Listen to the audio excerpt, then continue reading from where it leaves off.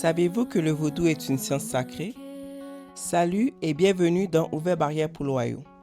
Je m'appelle Ayaba Cléopha. Je fais partie de la Société Zebatel Afumé à Montréal et je suis grande servante de l'Église Vaudou d'Haïti.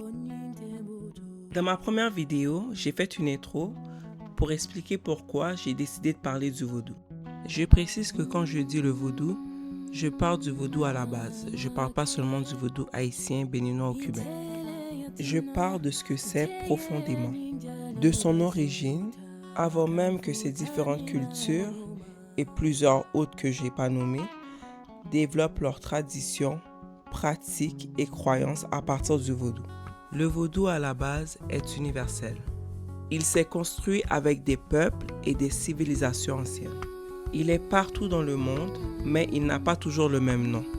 Ça dépend de la culture et de la langue. Dans certains peuples autochtones asiatiques ou encore certaines civilisations anciennes comme les Égyptiens ou les Mayas, ils peuvent le vivre ou le pratiquer différemment, mais la base reste toujours la même pour tout le monde.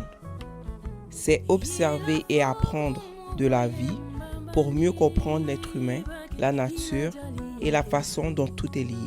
Les vaudouisants vivent en fonction de ce qu'ils comprennent de la nature et des lois naturelles qui la gouvernent. Ils vivent de cette façon pour la respecter et suivre son équilibre. C'est pour ces raisons que le vaudou est aussi un mode de vie. Donc quand je dis que le vaudou est une science sacrée, la partie science vient de la démarche utilisée pour mieux comprendre la nature et la partie sacrée vient de la spiritualité pour bien vivre dans le respect, sans trop de conflits et de désordre avec le monde qui nous entoure. Maintenant, je vais vous dire pourquoi le vaudou est une science sacrée. Je vais d'abord vous montrer en quoi il est une science, ensuite d'où vient le sacré, et vous allez comprendre pourquoi les deux sont liés. D'un côté, le vaudou est une science parce que les vaudouisants observent la réalité, ils testent, vérifient puis transmettent ce qu'ils ont compris. Et ça, c'est une démarche scientifique. La science moderne fait la même chose, mais avec des outils et des méthodes différentes.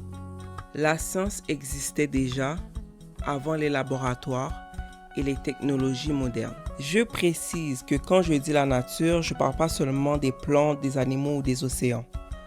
La nature, c'est tout ce qui existe et fonctionne naturellement sans avoir été créé par l'être humain, comme les émotions, le son, les humains et l'univers. Les connaissances ont d'abord été découvertes à partir de la nature, ensuite elles sont utilisées dans la vie de tous les jours. Par exemple, certains peuples africains étaient capables de se déplacer d'un endroit à un autre et de trouver leur chemin avec des points de repère. Ils observaient entre autres les étoiles, les vents et les courants. C'était pas du hasard, ils avaient une connaissance précise du monde qu'ils appliquaient concrètement dans leur vie, et ça sans GPS et sans carte. Autre exemple, le saule blanc. Des civilisations anciennes utilisaient son écorce pour calmer la douleur, baisser la fièvre, réduire certaines inflammations ou aider quand quelqu'un était malade. Donc ils ont observé, testé et compris que les mêmes résultats revenaient plusieurs fois. Encore une fois, ce n'était pas du hasard. Ces connaissances sur le saule blanc étaient ensuite transmises de génération en génération. Et plus tard, la science moderne a étudié cette plante, trouvé ce qui donnait ses effets à l'écorce, l'acide salicylique, puis développé un médicament qu'on connaît aujourd'hui sous le nom de l'aspirine. Et le saule blanc n'est pas le seul exemple.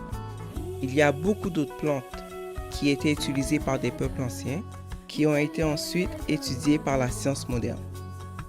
Ça montre qu'il y avait déjà une compréhension de la nature et une démarche scientifique avant les laboratoires. Il existe beaucoup d'autres exemples, comme la méditation, la respiration et certaines pratiques spirituelles qui sont aujourd'hui étudiées en psychologie et en neurosciences pour voir comment ça peut calmer le stress, influencer les émotions et agir sur le cerveau.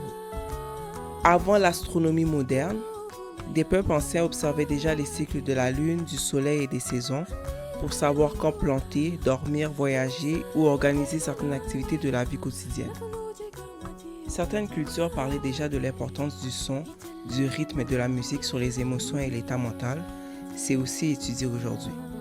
C'est justement pour ça que le vaudou touche plusieurs domaines, la psychologie, la médecine, l'astronomie, les relations, la vie sociale, le comportement des animaux et plus encore.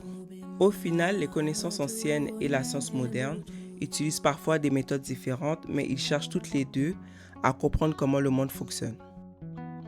D'un autre côté, le vaudou est aussi spirituel, il est aussi sacré. Parce qu'à force d'observer la nature et la vie, on peut réaliser qu'il existe quelque chose de plus profond et plus grand que nous. Et c'est ça qu'on va voir dans la prochaine vidéo, d'où vient le sacré. C'est la fin de la première partie du vaudou est une science sacrée et j'aimerais que vous me dites dans les commentaires si c'est quelque chose que vous venez de découvrir ou si c'est quelque chose que vous savez déjà.